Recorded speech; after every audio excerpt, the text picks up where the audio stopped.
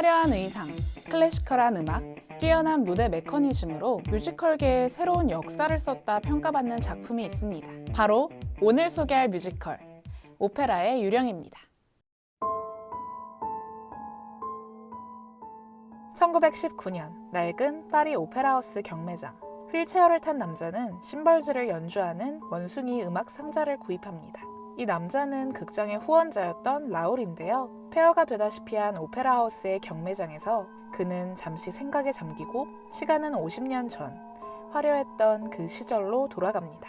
1870년 오페라가 전성기였던 시절, 유령이 나타난다는 소문이 도는 이 극장은 공연 리허설이 한창인데요. 리허설 도중 무대 장치가 떨어지는 사고가 발생합니다. 주인공 칼로타는 위험한 무대에 설 수 없다며 나가버리죠. 당황한 극장 관계자들에게 발레 감독은 무용수 크리스틴을 대신 세울 것을 추천하고 크리스틴은 프리마돈나로 데뷔하게 됩니다. 크리스틴의 데뷔 무대를 본 극장 후원자 라울은 그녀의 연기에 감탄하고 어린 시절 소꿉친구였다는 사실을 알고 호감을 갖게 됩니다. 성공적으로 공연을 마친 크리스틴은 대기실로 가 잠시 휴식을 취하는데요. 이때 에릭이 나타납니다. 음악의 천사에게 수업을 받았다고 믿는 크리스틴에게 나타난 에릭은 자신이 바로 그 음악의 천사였다고 말하죠. 그리고 크리스틴을 자신이 사는 지하 세계로 데려옵니다. 지하 세계에서 에릭은 자신의 이야기를 들려주죠. 그리고 크리스틴에게 강한 감정을 느낍니다. 한편 오페라하우스는 프리마돈나인 크리스틴이 사라지자 혼란에 휩싸이는데요. 에릭은 다음 공연에도 크리스틴을 주인공으로 세울 것을 극장에 요구합니다. 요구에 응하지 않을 시 크리스틴을 돌려보내지 않고 극장에 큰 재앙을 내리겠다고 경고했죠. 이전에도 에릭은 오페라하우스의 극장주에게 편지를 통해 요구사항을 전달하는 등 극장의 절대적 존재로서 권력을 휘두르곤 했는데요. 새롭게 바뀐 극장주들은 그의 요구를 받아들이지 않고 이전 주인공이었던 칼로타를 무대에 세우기로 결정합니다. 이에 분노한 에릭은 공연이 진행되는 도중 무대 직원을 살해하죠. 겁에 질린 크리스틴은 오페라 하우스의 지붕으로 도망가고 라울에게 에릭의 이야기를 하며 두렵다고 이야기합니다. 라울은 그녀를 위로해 주었고 둘은 서로의 마음을 확인하며 사랑에 빠지게 됩니다. 한편 두 사람의 대화를 몰래 엿듣던 에릭은 복수를 결심합니다. 작품은 19세기 파리 오페라 하우스를 배경으로 새로운 프리마돈나 크리스틴과 귀족 청년 라울, 극장의 절대적 존재 에릭의 이야기를 담고 있습니다. 작품의 시그니처인 에릭의 가면은 뮤지컬 팬이 아닌 일반 대중에게도 강렬한 이미지를 준 심볼이 되었죠. 작품의 주인공 팬텀은 그 어떤 뮤지컬 캐릭터보다 강력하게 작품을 지배합니다. 존재하지 않는 순간에도 팬텀은 존재하죠. 사실 팬텀이 무대에 등장하는 시간은 조연 수준으로 적습니다. 극이 시작하고 25분이 지나서야 얼굴을 드러내는데요. 하지만 작품 내내 등장인물들이 끊임없이 팬텀을 두려워하고 의식하는 모습을 통해 실체를 알 수 없는 강력하고 신비로운 존재로 묘사합니다. 마치 뮤지컬 레베카의 레베카 같은 존재랄까요? 하지만 팬텀의 매력은 오히려 그의 실체가 연약한 영혼이라는 데 있습니다. 뛰어난 지식과 학식, 예술적 능력을 겸비했지만 그 내면에는 부모에게 버림받고 평생을 숨어 살아야 했던 고독과 상처가 있는 것이죠.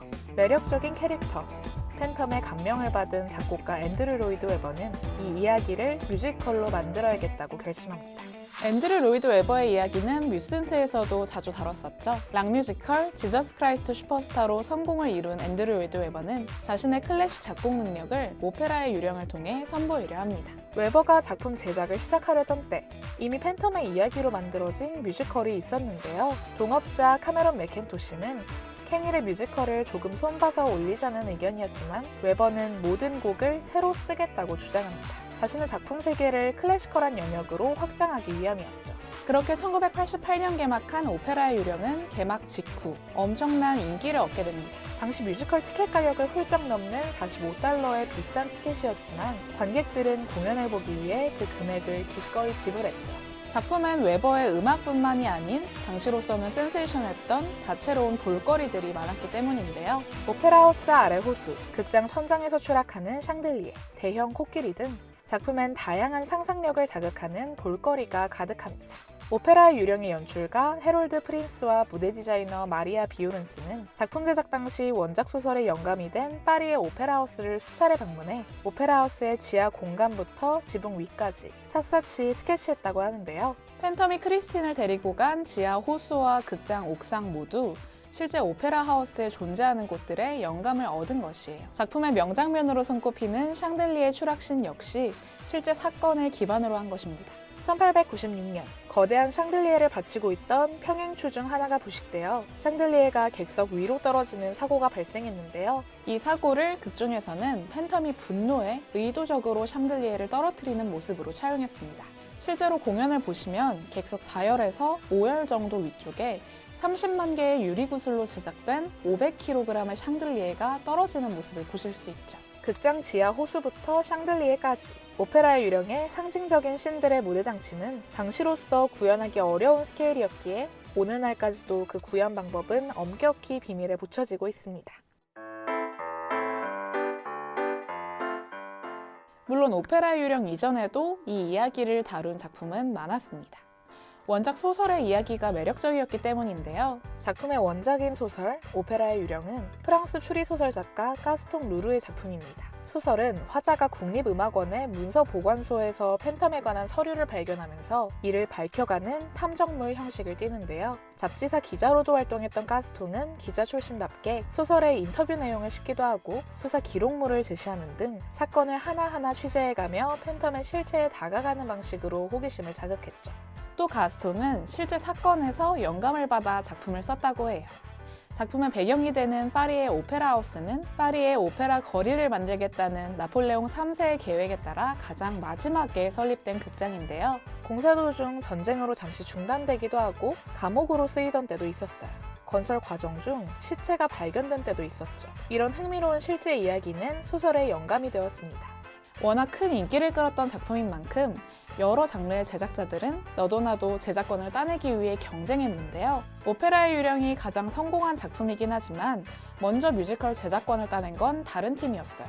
바로 모리 에스톤과 아서 코핏이었죠. 이들은 웨버보다 먼저 이 이야기에 관심을 갖고 가스통 루르 재단으로부터 공연권을 획득해 뮤지컬 제작 구성을 하고 있었는데요. 제작 중 공유 저작물로 풀리며 누구나 제작할 수 있게 되어버렸습니다. 1986년 먼저 제작을 마친 웨버가 오페라의 유령이라는 이름으로 공연을 올렸고 투자자들은 웨버에게로 떠나버립니다. 자연스럽게 제작은 중단되었으나 후에 오페라의 유령이 제작 중이던 작품과 다른 내용이라는 것을 알게 된 두 창작자는 마저 제작을 마무리 지어요. 이 작품이 바로 우리나라에서도 공연된 적 있는 뮤지컬 팬텀입니다. 이처럼 오페라의 유령, 팬텀의 이야기는 시대에 걸쳐 많은 관객과 창작자들에게 사랑받으며 수많은 이야기로 재탄생되었습니다. 나날이 발전하는 무대 기술과 다양하게 변주되는 음악, 안무, 의상들, 최신의 작품들과의 경쟁에서도 밀리지 않는 오페라의 유령은 변치 않는 그 특유의 클래시컬함으로 여전히 사랑받고 있는데요. 빠르게 변해가는 현대사회의 오페라의 유령은 또 어떤 가치를 우리에게 전해줄까요?